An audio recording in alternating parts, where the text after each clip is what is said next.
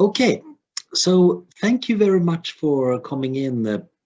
I'm Anders Sandberg. I'm a researcher originally working in computational neuroscience, and then I ended up at the Oxford Uehiro Center for Practical Ethics way back in 2006. And then I ended up at the Future of Humanity Institute, which is where I'm currently working, but I'm also associated there. I'm also working now as a fellow at Oxford's newest college, Reuben College. And as you can probably guess from this, I'm one of those unruly people who can't keep to one topic. I'm kind of running around between all sorts of topics that are interesting. And one topic that has made me curious recently is the ethics of deepfakes. So as I mentioned, I'm originally a neural networks guy.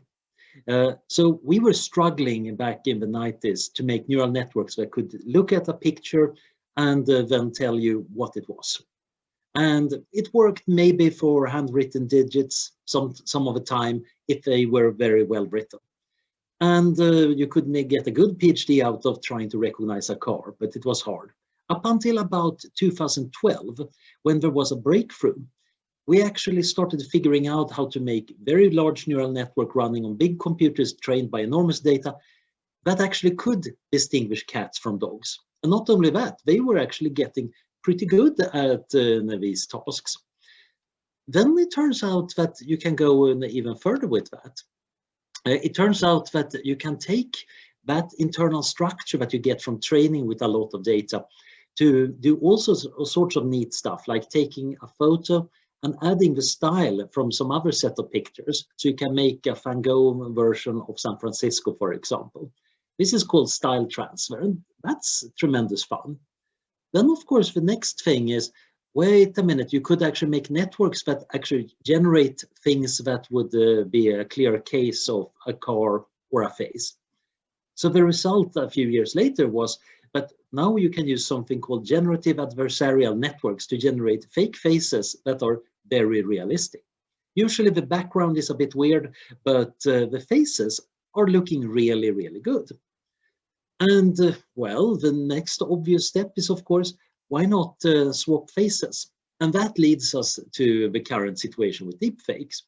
So those pictures of Tom Cruise on TikTok are totally fake. They're made by a Belgian who wanted to kind of warn and demonstrate that there is a bit of a problem here. And that is the interesting thing, because right now, it used to be that you needed the Google's resources to do it. This Belgian filmmaker, he's pretty good, and it took him a while, but the technology is getting easier and easier. Within a few years, it's going to definitely be doable on your laptop, and then presumably on your phone. And this is, of course, a bit disturbing, because there is a lot of potential here for misuse of these systems. The most obvious thing is that the first application people immediately went to was to make fake celebrity pornography. So you, instead of photoshopping the face of a celebrity onto somebody, well, instead now you can get a full video of them engaging in erotic acts. Or for that matter, somebody you don't like, let's put them into that naughty video and then start sharing it online, either as revenge porn or to try to undermine people's reputation, like that recent case where somebody was trying to harass the rivals to her daughter. And of course, you can make fake pictures of celebrities doing other things. So this leads to this interesting question. What is the moral problem here? And to some degree, it's no moral problem at all. Revenge porn is wrong. Faking things to sabotage for your rivals, that's wrong. There is no deep moral, profound ethical problem here. There are very few moral systems that would approve. So there is a practical problem, of course. What do we do about it? We probably don't want to have too much revenge porn on the internet. Celebrities have maybe good reasons that they don't want to end up in fake pornography.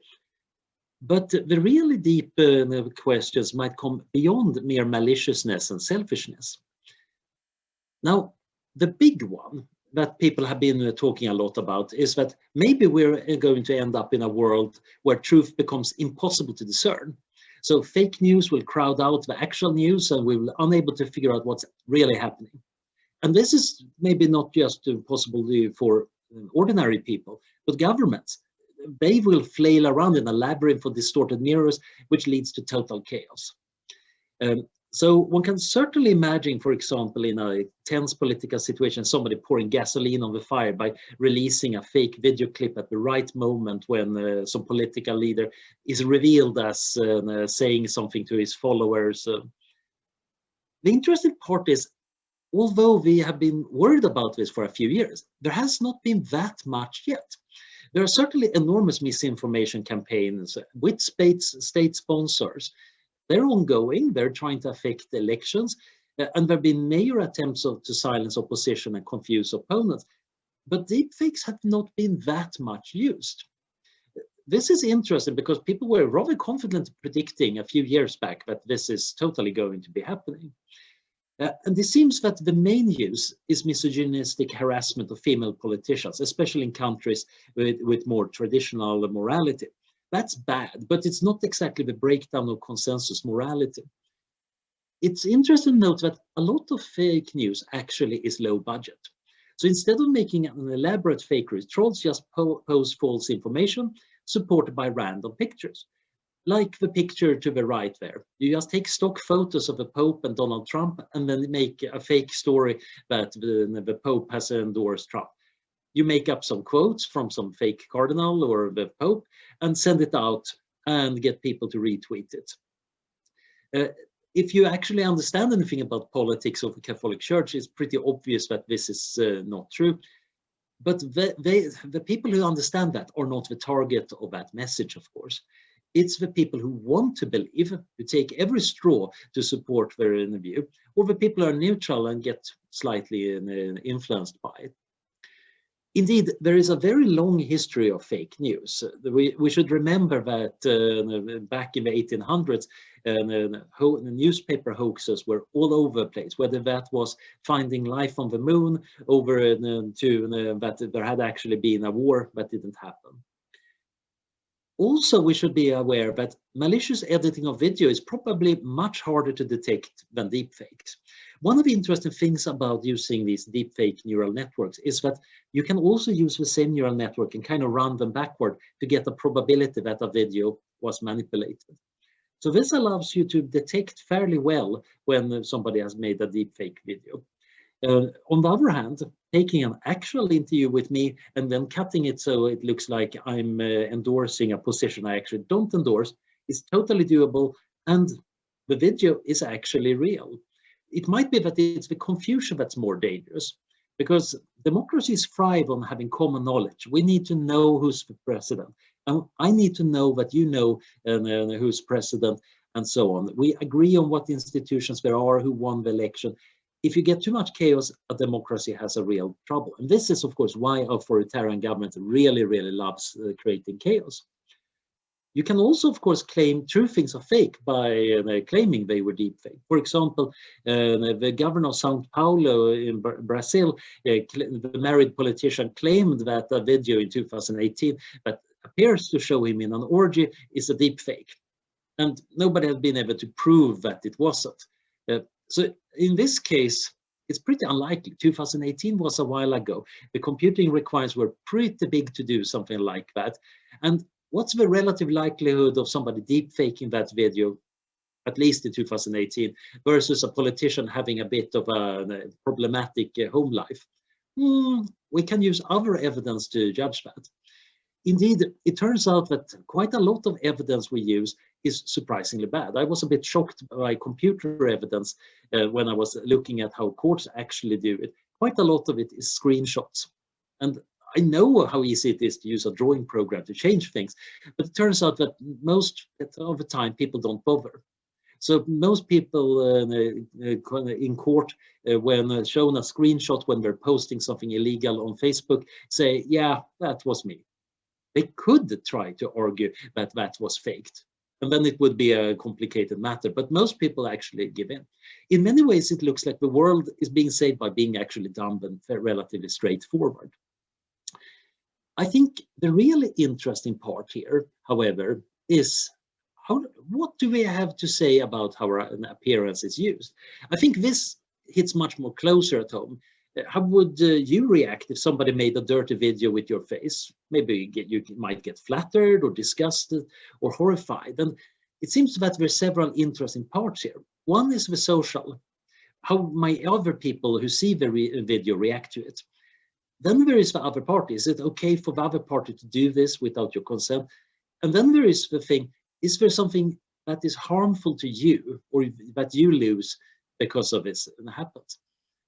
So in many cases, Tom Cruise and the other actors, they care about their appearance because that's how they make money. Indeed, some actors and other people, they literally take out insurance on looking good or their smile, etc.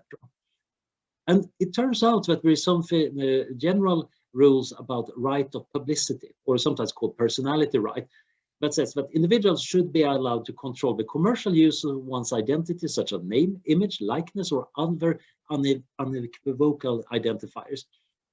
And it's interesting because here quite often appearances are treated as property. This is also how descendants of famous actors can continue to make money on them. And of course, this can get complicated.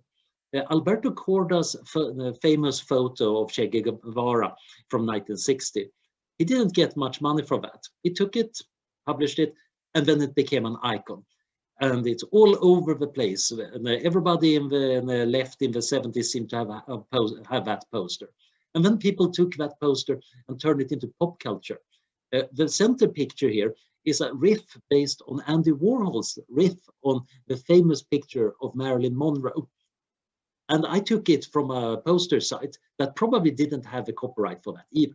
And then, of course, you can play around with it and sell T-shirts expensively, pointing out that this T-shirt was brought to you by capitalism. At this point, probably Che Guevara and Corda and maybe even Andy Warhol would be somewhat upset. But it's a bit unclear who's allowed to make money from it, especially if you're a socialist here. Generally, of course, the right to publicity in most legal systems is that I have a right to use my image or likeness or keep it from being commercially exploited. So it's a bit like a trademark. This is often linked to a right to privacy, or that I can be left alone and not have myself represented publicly without permission. And these are rules of law. So they're different in different places, and there are loads of interesting complications here about photos in public areas, what about public figures, different kinds of commercialization, satire, etc. There are also interesting questions of how much you can transfer these rights. Can I lose the right to my own face? And usually the answer is no, I can only give the right to use it, but I can normally not hand off the sole right, so I don't have it. But there is a proposed New York state law based on the current worry about deepfakes that actually want to make it an alienable right. That is a right that you can actually transfer. And that has made some legal scholars worried that a bankrupt celebrity might have to sell their faces literally to creditors. Or maybe in a divorce, the wife gets half of the money from the face.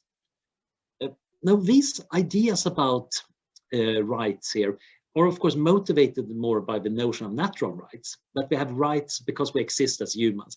And natural rights are part of the big ethical debate about rights, and this is controversial territory. Jeremy Bentham famously said that natural rights are nonsense on stilts. But certainly, people like having those stilts. So German law, for example, bases these rights to your face on human dignity, like much of else in German law, and says that the right to free development of personality, and I have a right to manifest my personality. And an important part of that is the right to one's own picture and the right to one's own name. Others would say, yeah, actually rights come from personal rights, the rights I have over my own body. For example, I have a right to life and security, I have a right to liberty, and that seems to imply rights not just to not be assaulted, but also right to protect my reputation and honor, since they're just as important for living in society as actually having a functioning body. In a big society, if nobody wants to trade with me, I'm going to starve. One can, of course, be also utilitarian about them and say, well, rights are not real things, but they're kind of convenient fictions that save a lot of time and discussion. And generally, things work better if we use the rights. The interesting thing is that generally it seems like we want to make sure that deepfakes don't intrude on our depictions and put us in a false light. And there is also this idea that you don't want somebody else to take our likeness. And I think reputation here is a really, really important thing, because once a fake video has shown up, even if everybody knows it's false, it cannot be unseen. And this is tricky because there are elements on how we react to faces and appearances that are not intellectual, that are not something we logically do. We just feel them. Disgust is really hard to avoid. Once you elicit disgust or fear, you will feel it. Even though you might know that, yeah, there is no actual reason to be disgusted by that, or there is no real reason to be afraid of a ghost in the haunted house at the entertainment park, because, well, it's an entertainment park. But the problem is, of course, if I seen somebody engage in something disgusting in a video and then meet them in real life, even though I know that video was deep fake, now I might still feel that feeling of disgust. And I think this is the tricky part, because that emotional link is created outside my conscious control. I might try to control my reactions and my behavior, but there is a risk here that there is something that affects the relationship. So this is why the worst kind of smears actually work. Our emotional architecture is so bad at ignoring things we intellectually know should be ignored. This is also why facial identity is important to us. Our brains are wired to think that faces are persons. When you think about it, this is not right. Persons have faces, but our brains always tend to mix up the directionality. So we see a circle with two dots and we think of it as a face. We see faces in clouds and in toast. We see dolls as kind of people. It's interesting to note that somebody actually attacking a doll, we react rather badly to that. That's not what a good person should be doing, even though it's just a piece of cloth, but it does represent somebody. Or in this case, it doesn't even represent a particular person, but it just represents personhood in a sense. And we identify people using their faces, but we also tend to then go backwards and identify people with their faces. And this is, of course, also why things like disfigurement and lookism are so deep problems. If I get disfigured, you're going to have a hard time reacting to me in the same way, because I'm going to be looking yucky. There is a very good moral need to have plastic surgeons to restore faces so they look good enough. Even worse, it turns out that ugly people, they're discriminated against, while beautiful people had a lot of advantage. Even in their home life, there are surveys showing that mothers give more emotional warmth and attention to beautiful kids than the ugly kids. This is totally unfair, and it's kind of really bad. But this is, of course, how our emotional systems unfortunately work. Indeed, lookism might sometimes be a bigger effect on people's life chances than even racism, which is deeply disturbing, because most of us tend to say that racism is a serious issue, but lookism, that's frivolous. Which also shows that we quite often miss what might affect us because it's going under the surface. So I think this is the core of why deepfakes are problematic. They create a situation where we lose control over something that's normally part of our identity. Not only can they cause others to see us in ways that are not under our control and are bad for us, the whole system of us as a person is thrown into a disarray. Now, of course, technology does this all the time. These days, we have complicated system of online identities and personas. Our bodily identity can be discerned using fingerprints and biometrics, and our genetic identity is potentially revealed by leaving skin flakes. And in many domains, we've become used to this. So our ancestors would have been horrified and astonished by what we're doing. And when we reflect on the changes, would say, yeah, actually, that's kind of worth it. So this is where I think the core of my big question is, what's the problem with deepfakes?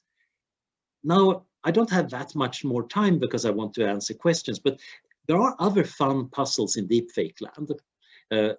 For example, we might consider, what about deepfakes that are not exactly of one person but involve more people? For example, suppose I take my partner's face with his permission and put it on a porn movie to enjoy.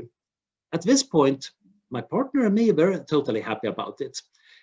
But what about the original person? And if it's a porn actor, we can simply say, okay, that's bad for him because lost income. But suppose I took a revenge porn video. That's somebody who doesn't want that to be used as porn, but now their identity is removed. Instead, it's something, a kind of interesting, if slightly perverted home movie on my computer. I think the sensible response there is to say, yeah, but revenge porn is kind of tainted in the sense that propagating that information, even though the identity of the original person might have been erased outside the control of the victim, is actually continuing revenge, even though the other people might not even have an emotional reaction to it. There are also interesting issues here about, should we actually always try to see people as composite persons? Of course, a Kantian would have a problem already with the idea of seeing people as tools for sexual gratification. So generally, Kantians are not particularly fond of pornography. But indeed, there are some Kantian anguish about the sexual act itself. But here we're using just a part of an appearance, not the person. So in some sense, we're not using the integrated person. So maybe we're not respecting them as a person. But then what if we use the generative adversarial network that just takes a lot of online pornography and generates pornography that in some sense based on everybody? I think many people would say, yeah, there's still something bad, but it might be very separate from the badness of deepfake because it doesn't have to do with personal identity.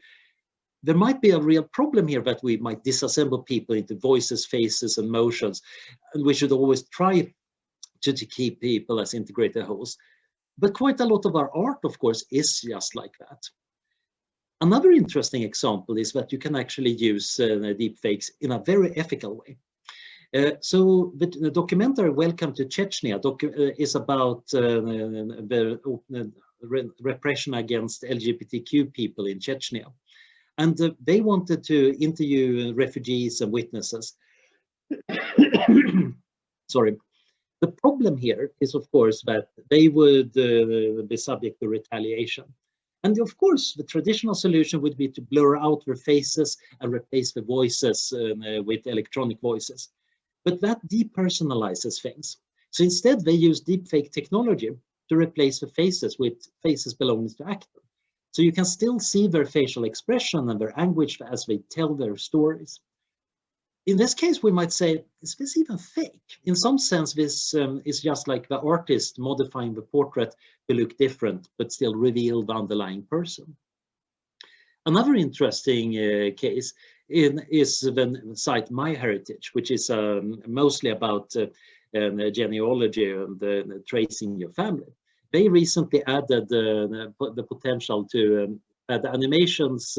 So they use deepfake technology on your old family photos, so you can see your great-grandmother, or for that matter, Benjamin Franklin, move around, look alive.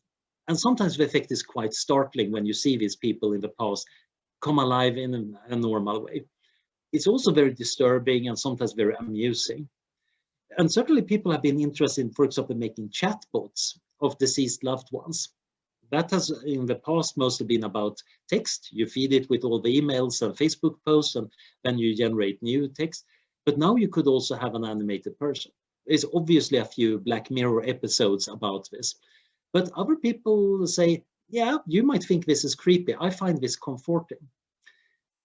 The really weird thing is, of course, it might even change our view of the past. Even colorizing old movies, in some sense, fakes things. They were black and white. The reality was in color, but we're reconstructing color, and it might actually be quite different. But it also creates a very different experience when you see suddenly the First World War in color. Suddenly people are much more people rather than history. And that, of course, shows an interesting problem. A lot of history is a reconstruction. We constantly reconstruct how we view our own memories and history. And the meaning of the past has always been changing. So there is an interesting problem here, actually, how much we want to do here. What is the ethical treatment of the past? And generally, I think we should say, treat the past like you want the future to treat you. You want to have a kind of temporal golden rule. So to sum up, what about this situation? Should we panic? I'm not that panicking. So far, it looks like reality is holding up. We're getting a lot of fake news, but it doesn't have to be advanced fake news to do its work. And I think quite a lot of the reaction has been a more standard moral panic. A new technology shows up and immediately we predict that this is going to be salvation or the end of the world. The end of the world sells more news copy, so we get much more debate and hand-wringing about that. But quite often these new technologies, and especially when they're disturbing, are very useful little lenses like prisms, allowing us to see what do we really care about? What is it about faces that matters? Why do we find some things really disturbing and some things less disturbing? I think we also should recognize that our spontaneous emotional reactions to things and things we see, we need to reflect on them critically. And the tricky part is, of course, we should be aware that we are going to get fooled and influenced from time to time. That's fine. That's the human condition. We should just recognize that the human condition does contain a surprising amount of fakery and other weird things. Thank you.